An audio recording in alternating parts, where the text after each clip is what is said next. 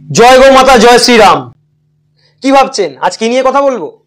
আমার পরম পূজনীয় পূজ্যপাদ শ্রী শ্রী হিরণ্ময় গোস্বামী মহারাজ যেই রাম মন্দির তৈরির সংকল্প মনের মধ্যে নিয়ে দীর্ঘদিন ধরে ছিলেন, কয়েকদিন আগে মাত্র তার ভাগবত পাঠের বিশ্রামের সময় তারই এক শিষ্য প্রবীর সাহা মহাশয় এসে তাকে একটি জায়গা রাম মন্দির নির্মাণের জন্য দেওয়ার কথা বলেছেন এবং সেই জায়গাটি তিনি দেখিয়েওছেন। আমরা আগামী দিনে সেই জায়গা দেখতে পাবো নিশ্চয়ই।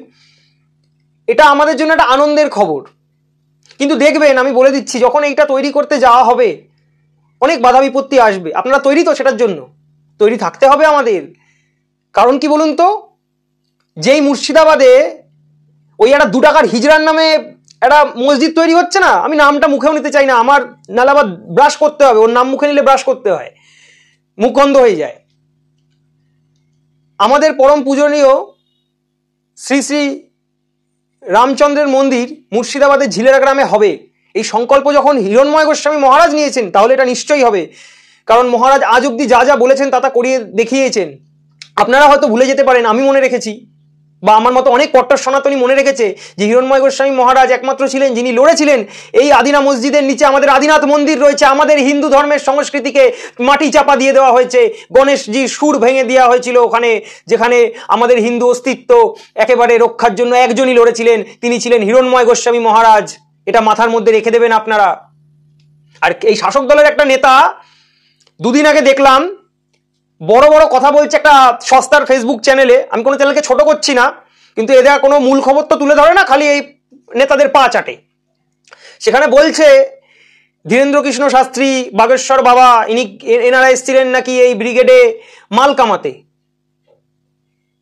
আপনারা বলুন তো একটা কথা, কারো থেকে 2 টাকা নেওয়া হয়েছে, কারোর থেকে 2 পয়সা নেওয়া হয়েছে? আপনারা যে গেছেন গীতা পাঠ দেখেছেন যারা, কিভাবে মাল কামানো হয়েছে? আমার 100 মিটারের মধ্যে সেই কথাটা সিকিউরিটি ছাড়া এসে বলে যাবেন, ঠিক আছে? পিছনে করে 10টা সিকিউরিটি নিয়ে ঘুরে ওই এবিপি আনন্দে দিনন্তর বসছেন আর বলছেন যে বাড়িতে পুলিশ পাঠিয়ে দেবো। পুলিশে পাঠাতে হবে না। যদি সৎ পথে থাকেন, এক বাবার সন্তান হয়ে থাকেন আপনি, আপনাকে চ্যালেঞ্জ করলাম, নিজের সিকিউরিটিটা সরিয়ে আমার 100 মিটারের মধ্যে এসে এই কথাটাই বলবেন যে ওখানে যেই মহারাজরা গিয়েছিলেন ব্রিগেডে তারা মাল কামাতে গিয়েছিলেন। মুখে মুখেই তর্ক বিতর্ক হবে, আপনি উত্তর দিতে পারবেন তো? সেই সৎসাহস আছে তো? হিরণ্ময় গোস্বামী মহারাজ সেখানে উপস্থিত ছিলেন, সেখানে কোনো অনৈতিক কাজ হতে পারে না, এই বাংলার বুকে অন্তত নয়। এবং যতদিন মহারাজ রয়েছেন, যতদিন মহারাজের আদর্শ রয়েছে, আমরা সেটাকে আজীবনকাল বুকে বয়ে নিয়ে বেড়াবো। আর এই রাম মন্দির মুর্শিদাবাদের ঝিলেরা গ্রামে তো হচ্ছেই, বেলডাঙাতেও একটি মন্দির হবে ভগবান শ্রী রামচন্দ্রের, যেটার মূলেও হিরণ্ময় গোস্বামী মহারাজ থাকবেন। তিনি আমাদের জানিয়েছেন সে কথা, আমরা তার দেখানো পথ অনুসরণ করে যাব। আমরা মাঝে মধ্যে সনাতন সংস্কৃতিতে যে সমস্ত আবর্জনা জমে আছে সেই সমস্ত ঝাড় দিয়ে ডাস্টবিনে কি করে ফেলতে হয় সেই পথ অবলম্বন করব। আজকের মতো এখানেই ভিডিওটা শেষ করলাম।